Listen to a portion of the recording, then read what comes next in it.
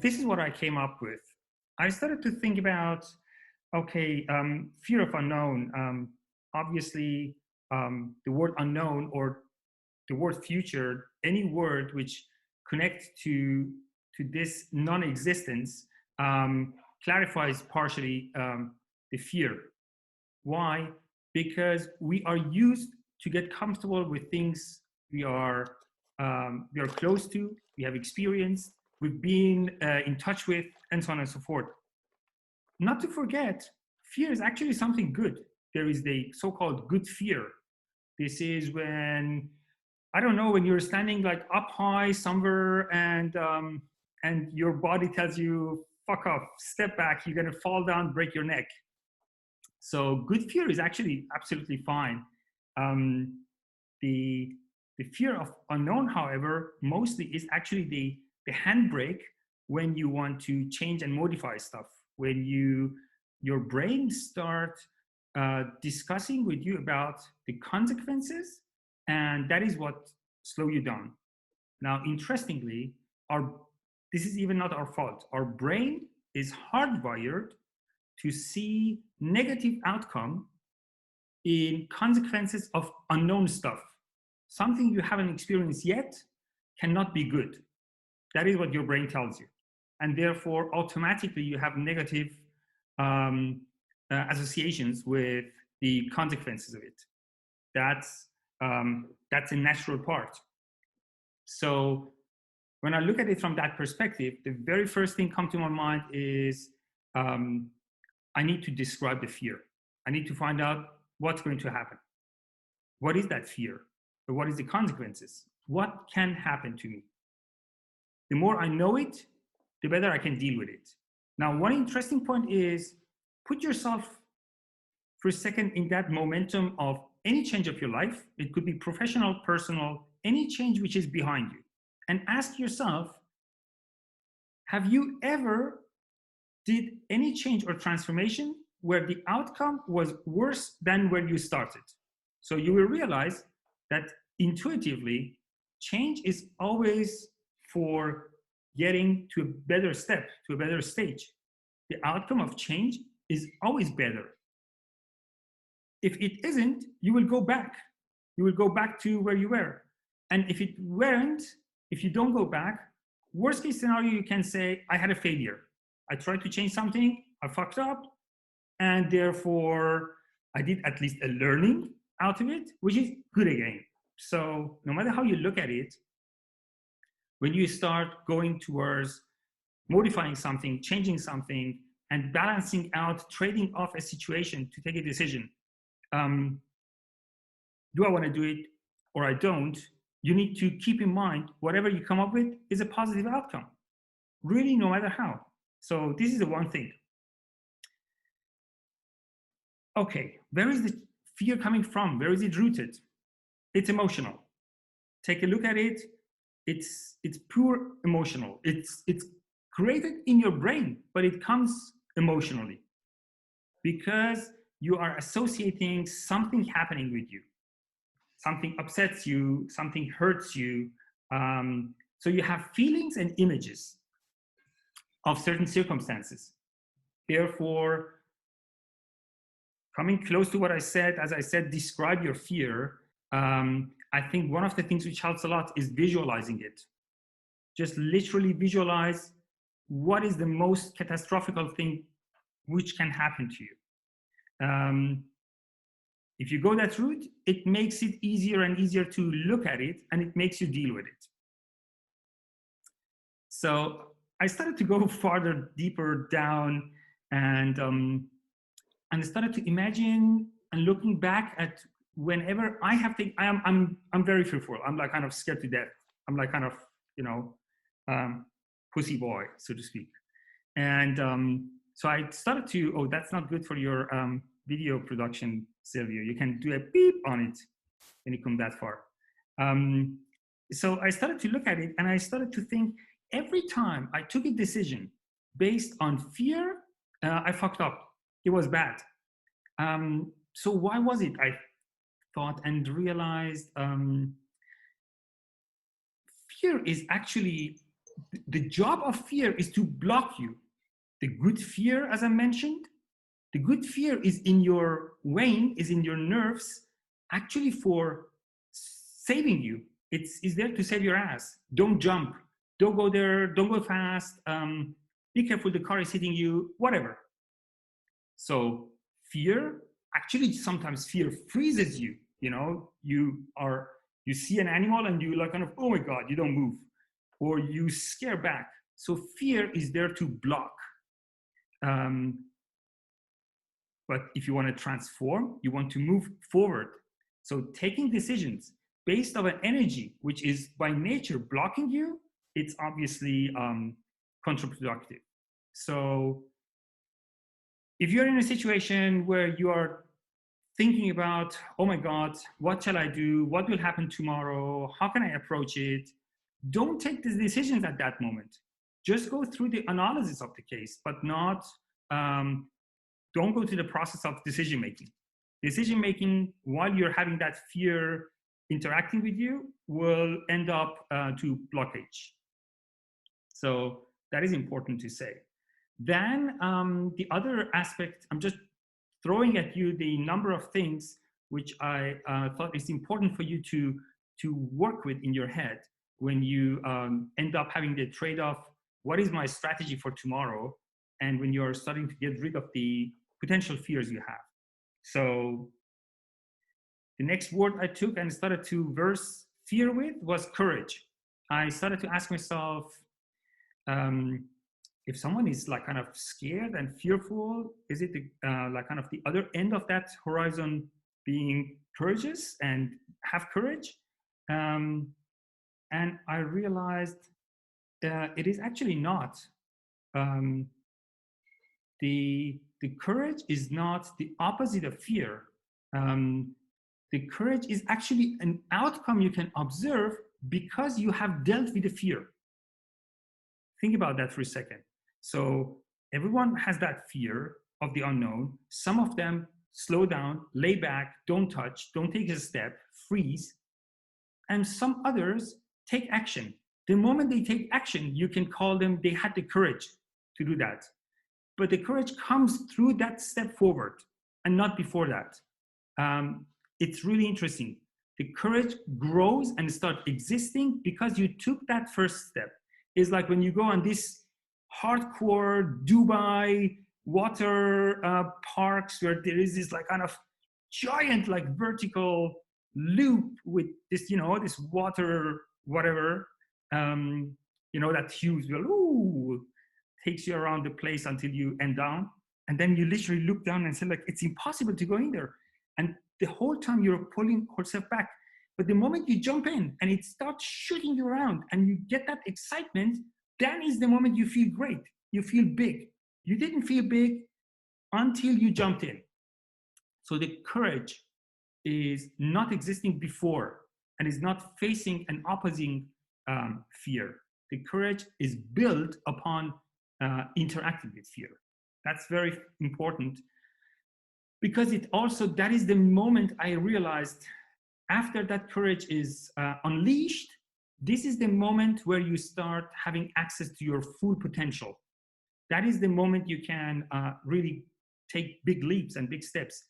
Here we go back to the entrepreneurship.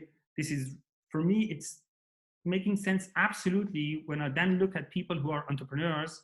And then I start thinking, look at that. If someone will come and coach me to say, how can I cope with my fear? One of the things they're going to be like kind of talking into my head is try to visualize what your fear is so that you can ask yourself, if there is a potential damage, what can you do to minimize the risk? When I listen to that type of recommendation, I realize, oh, this is something an entrepreneur does by nature. As looking at a situation, is going into an unknown, is almost like a poker, is risking up high. And best case scenario, if they are not purely following their guts, but have some certain strategy in their action, then the guy is actually very brilliantly, you know, addressing the risks, doing a trade-off, doing an analysis, and decide what to do to lower the risk.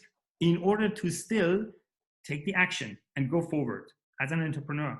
So having this issue of fear being a necessity or a natural part of the thinking pattern of every entrepreneur came up to my mind very easily, and connected itself brilliantly also to failure. So I started to think, okay, so the fear can end up, it's either pushing me towards being anxious about damages to my person, emotionally or physically, or it is there because I don't know what catastrophic impact it will have on my environment, infrastructure, ecosystem, my life, financially or whatever. And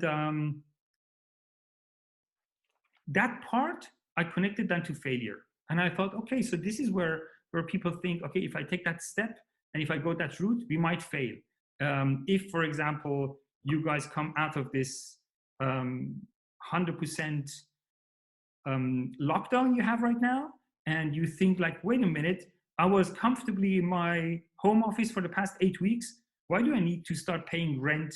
And why do I actually have to see the face of my colleagues all day long? Maybe actually it's totally enough to see them for a drink, because that's where I want to have fun with them and have nice talks. But the business, I can talk to them the way I like.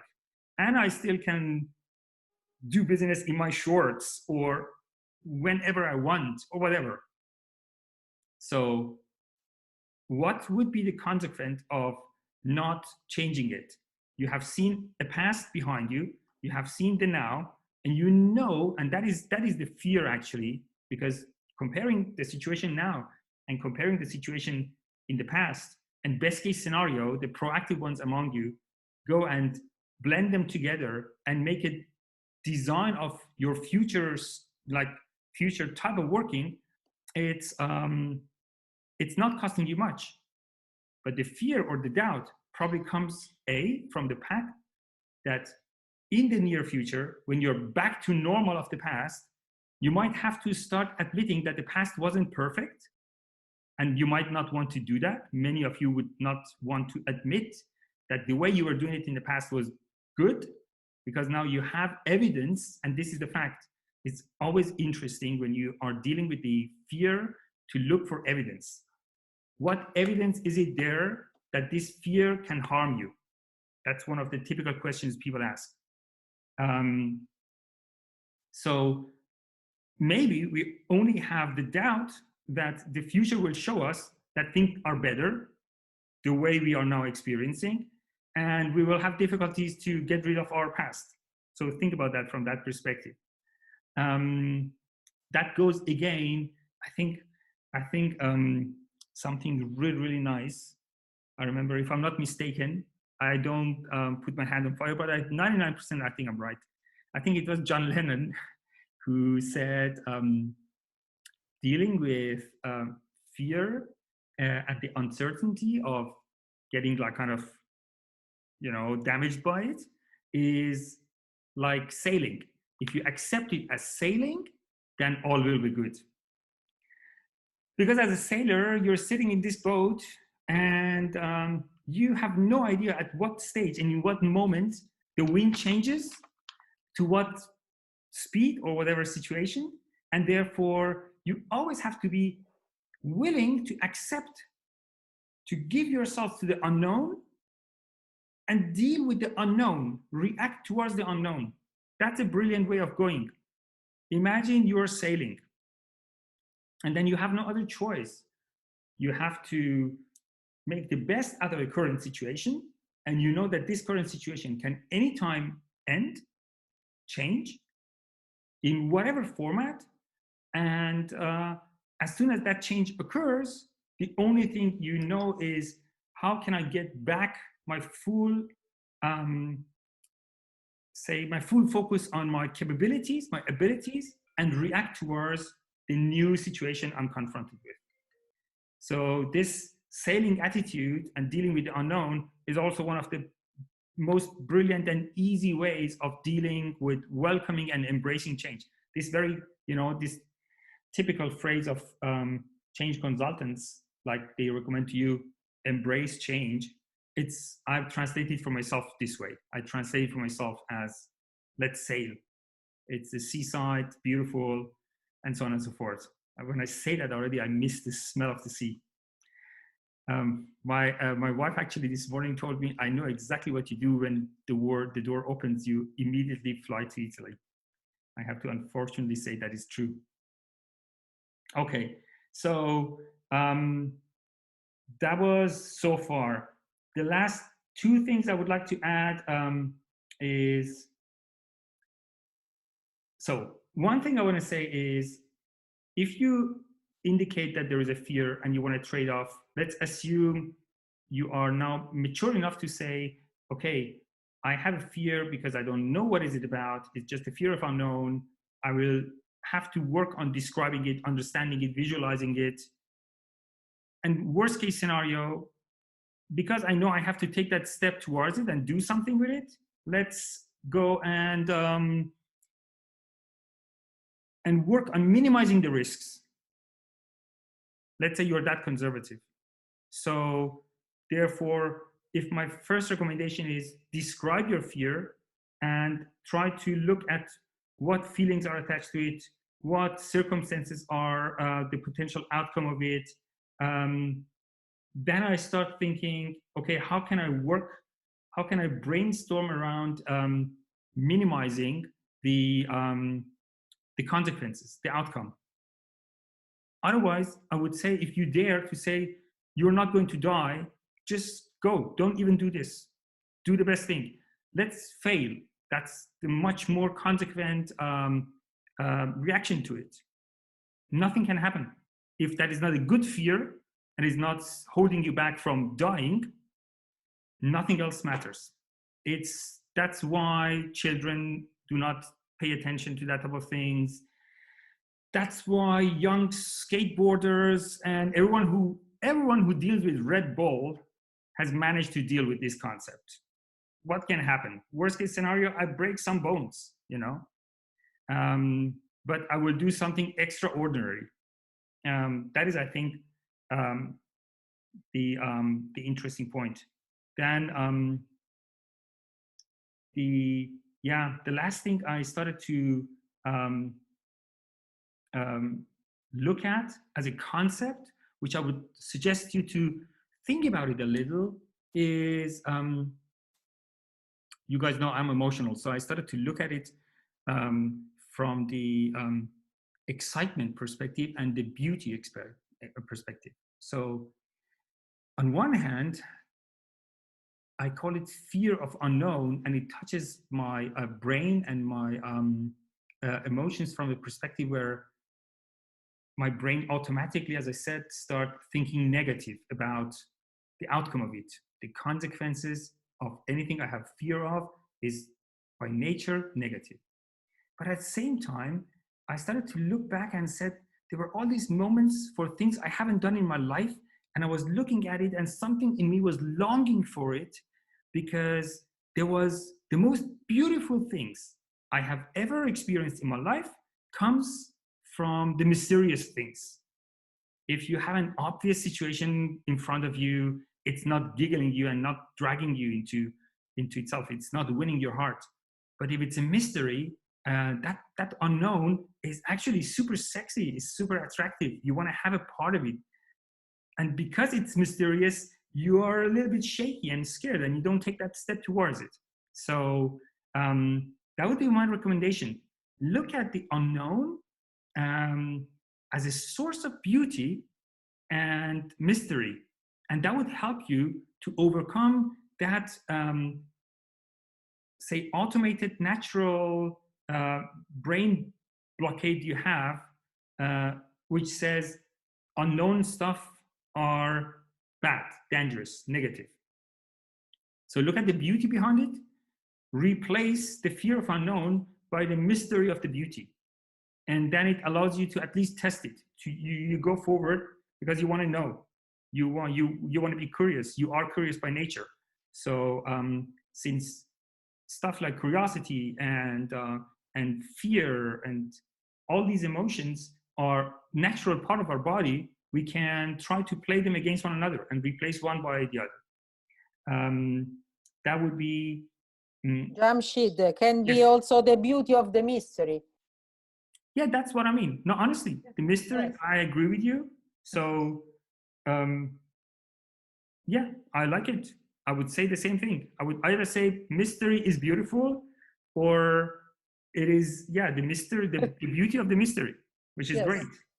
I think this make the unknown immediately more pleasant and welcoming. Okay, so let me summarize for you. Fear, put it into two categories: good fear, and listen to your good fear. Good fear is trying to take you away from danger. Or fear of unknown, which is definitely not to be as good or bad, but it's mostly related to stuff you have no idea what the consequences of it would be. Therefore, describe it, visualize the consequence, try to emotionalize it so that you have the closest assumption to what worse can happen to you. Then, even if you need, rationally deal with what can I do to minimize those risks, and embracing that moment, the potential option of the failure. Say one of the options which can happen if I go with that fear is that I fail, and then embrace that failure as a learning curve.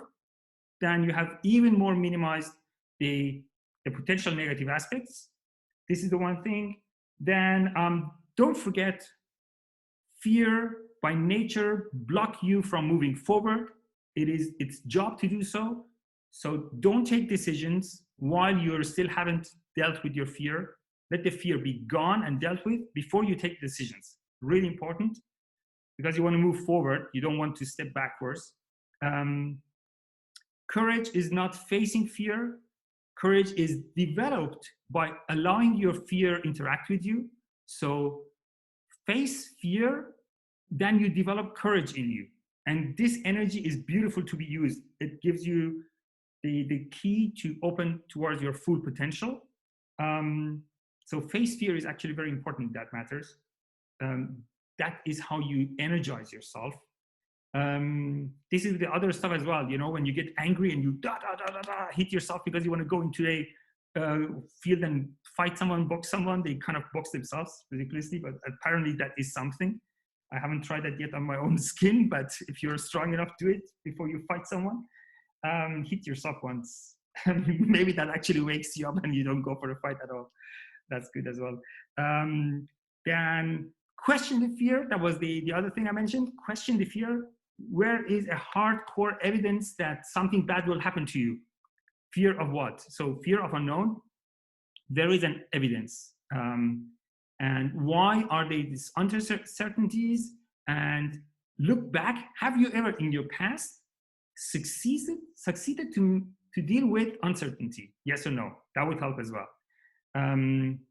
Accept failure as an option, I mentioned. And the sailing with John Lennon, I mentioned.